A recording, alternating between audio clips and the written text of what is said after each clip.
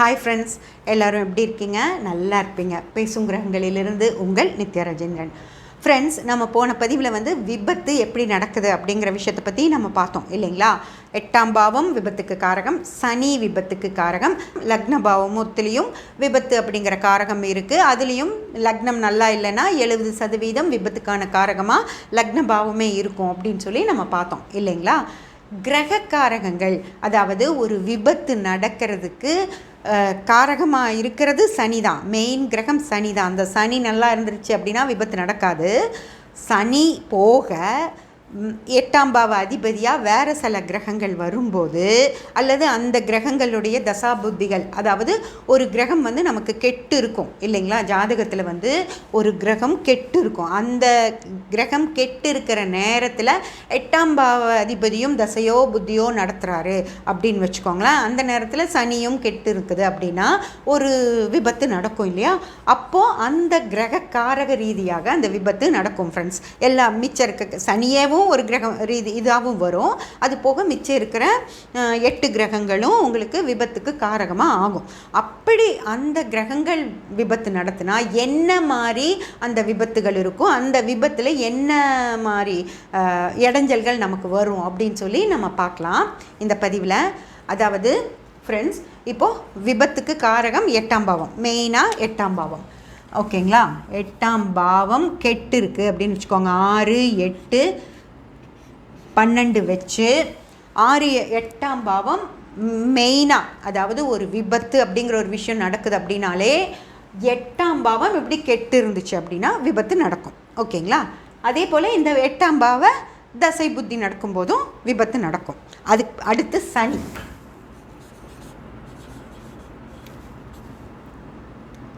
சனியும் கெட்டு இருக்குது அப்படின்னு வச்சுக்கோங்க. சனியும் கெட்டு இருக்குது அப்படின்னு வச்சிட்டிங்கன்னா சனியும் விபத்துக்கு காரகம். ஓகேங்களா? அடுத்து லக்னம். லக்ன பாவமும் ஏதோ ஒரு வகையில் கெட்டுருக்குன்னு வச்சுக்கலாம். 4, 8, 12 அப்படின்னு லக்ன பாவமும் 4, 8, 12 அப்படின்னு சொல்லி கெட்டு இருக்குது அப்படின்னு வச்சுக்கோங்க. சரி, இப்போது இந்த 3 ரெகுலராக விபத்துக்கள் நடக்கிறதுக்கு காரணம். அதுக்கப்புறம் கிரகங்கள் வரும் இல்லைங்களா? அதில் இப்போது சூரியனுடைய தசை புத்தி அந்தர சூட்சம காலமாக இருந்தது அப்படின்னா இந்த இடத்துல என்ன வரும்? சூரியனுடைய புத்தி காலங்கள் மோஸ்ட்லி ஃப்ரெண்ட்ஸ், தசை புத்தி அந்தர சூட்சமத்தில் மிக மிக ஸ்ட்ராங்கான விஷயம் என்ன அப்படின்னு பார்த்தீங்கன்னா, வலிமையான விஷயம் புத்தி தான். ஓகேங்களா? அப்போது புத்தியை இந்த சூரியன் அப்படிங்கிற கிரகம் நடத்துது அப்படின்னா உங்களுக்கு என்ன மாதிரி பிரச்சனை வரும் அப்படின்னு வச்சுக்கோங்க. இப்போ இந்த சூரியன் 6, 8, 12 அப்படின்னு இருந்தது அப்படின்னா என்ன நடக்கும் அப்படின்னா விபத்தில் உங்களுடைய எலும்பு முறிவு ஏற்படும். ஏன்னா சூரியன் தான் எலும்புக்கு காரகர். அதனால் விபத்து நடக்கும்போது அந்த விபத்தில் என்ன மாதிரி உங்களுக்கு பிரச்சனை ஆகும்னா எலும்புகள் முறியும். ஓகேங்களா? கை, தோள்பட்டை, எல்லா இடத்துலையும் இருக்கிற எலும்புகளுக்கு காரகர் சூரியன். அதனால் எலும்பு முறிவு தான் மெயினாக. விபத்து நடந்தால் எலும்பு முறிவு தான் சூரியன் ஏற்படுத்துவார். அதுக்கடுத்து கண்களில் பிரச்சனை, ஏதோ ஒரு கண்ணு குத்திடுறதோ இல்லை அந்த நேரத்தில் ஏதோ பட்டு இந்த மாதிரி பட்டு கண்ணில் பிரச்சனை வரதோ அந்த மாதிரி ஏதோ ஒன்று பண்ணிடுவார். அடுக்கடுத்து பற்கள். ஓகேங்களா? பல் உடஞ்சி போகிறது, அந்த விஷயங்களையெல்லாம் சூரியன் தான் பண்ணுவார் ஃப்ரெண்ட்ஸ். அதுக்கப்புறம் மெயினாக ஹெல்மெட் போடாமல் போகிறீங்க அப்படின்னா தலையில் அடிபடுறது அப்படிங்கிறது, அதாவது தலை இந்த அந்த மண்டையில் அடிபடுறது. அதுக்கப்புறம் மூளையில் பிரச்சனை, ஏதோ ஒன்று மூளையில் கட்டி வந்துருச்சு, மூளையில் இரத்த கசிவு ஏற்பட்டுருச்சு, அந்த ஃப்ளூயிடு இல்லை ஏதோ சொல்லுவாங்க இல்லைங்களா மூளைக்கு, அந்த விஷயங்கள் எல்லாமே சூரியனால் தான் ஏற்படும். ஓகேங்களா? அதனால் இந்த சூரியன் புத்தியாக நடந்துக்கிட்டு இருக்கிறப்போ விபத்து ஏற்பட்டது அப்படின்னா இந்த மாதிரி பிரச்சனைகளெல்லாம் வரும் ஃப்ரெண்ட்ஸ். ஓகேங்களா? அடுத்து சந்திரன் இதே 6, 8, 12 அப்படின்னு வச்சுக்கோங்க. சந்திரன் 6, 8, 12 அப்படின்னு இருந்தது அப்படின்னா இந்த விபத்து நடந்துடும். அந்த விபத்தில் மிகப்பெரிய அடி அப்படியெல்லாம் இல்லாமல் இருக்குது. எப்படியே தப்பிச்சு வந்துட்டீங்க அப்படின்னா கூட அந்த மனோகாரகனான சந்திரன் எப்போவுமே அவங்க அதையே யோசித்து ஐயோ எனக்கு இப்படி ஆயிடுச்சு, வண்டி எடுத்து அடுத்து எல்லாம் சரியாகி ஒரு மாதம் வீட்டில் இருந்துட்டு திரும்பியும் வண்டி எடுத்துகிட்டு ஆஃபீஸ் போகிறாங்க அப்படின்னா, வண்டி ஏறி உட்காந்ததும் எனக்கு கை காலெல்லாம் உதறுது. நான் அந்த எண்ணமாகவே இருக்குது, அந்த ஞாபகமாகவே இருக்குது. போய் இடித்தேன், விழுந்தேன், அடிப்பட்டது, வலி தாங்க முடியல, அதே எண்ணமாகவே இருக்குது, எனக்கு பயமாக இருக்குது அப்படின்னு சொல்லுவாங்க. அந்த மாதிரியான ஒரு பாதிப்பை சந்திரன் கொடுப்பாரு ஃப்ரெண்ட்ஸ். ஓகேங்களா? அதுக்கப்புறம் கை கால் நடுங்குது, அப்புறம் அவங்கள உட்கார வச்சு அதுக்கப்புறமா அவங்கள ஒரு சைக்காரிஸ்ட்கிட்ட கூட்டிகிட்டு போய் அவங்களுக்கு நிறையா அதுக்கான ட்ரீட்மெண்ட்ஸ் எல்லாம் கொடுத்து அதுக்கப்புறம் தான் அவங்களால அது கொஞ்சம் தைரியமாக அவங்க வெளிப்படுவாங்க. அது வரைக்கும் அவங்க ஒரு பயத்தில், அது ஆண்களானாலும் சரி, பெண்களானாலும் சரி, வயதானவர்களானாலும் சரி, யாராக இருந்தாலும் அந்த சந்திரன் மட்டும் மனோகாரகனான சந்திரன் இப்படி கெட்டு போயிருக்கு அப்படின்னா அவங்களுக்குள்ள ஒரு பய உணர்வு அப்படிங்கிற விஷயம் வந்துடும் ஃப்ரெண்ட்ஸ். அதனால் சந்திரன் இந்த மாதிரியான பிரச்சனைகளை கொடுப்பார். அது போக சந்திரன் இந்த உடலில் இரத்தக்காரகன், அதாவது உடம்புக்குள்ளே போயிட்டுருக்கு இல்லைங்களா, அந்த இரத்தத்துக்கு காரகர் சந்திரன் தான். வெளியே தெரிகிற ரத்தத்துக்கு தான் செவ்வாய் காரகம். கண்ணுக்கு நமக்கு தெரியும் இல்லைங்களா, அந்த ரத்தம் செவ்வாய். உடம்புக்குள்ளே நம்ம கண்ணுக்கு தெரியாமல் போயிட்டு இருக்கிற ரத்தம் சந்திரன் ஃப்ரெண்ட்ஸ். அப்படி இருக்கப்போ அந்த சந்திரன் கெட்டு இருக்கு அப்படின்னா இந்த ரத்தத்தில் கட்டிகள்.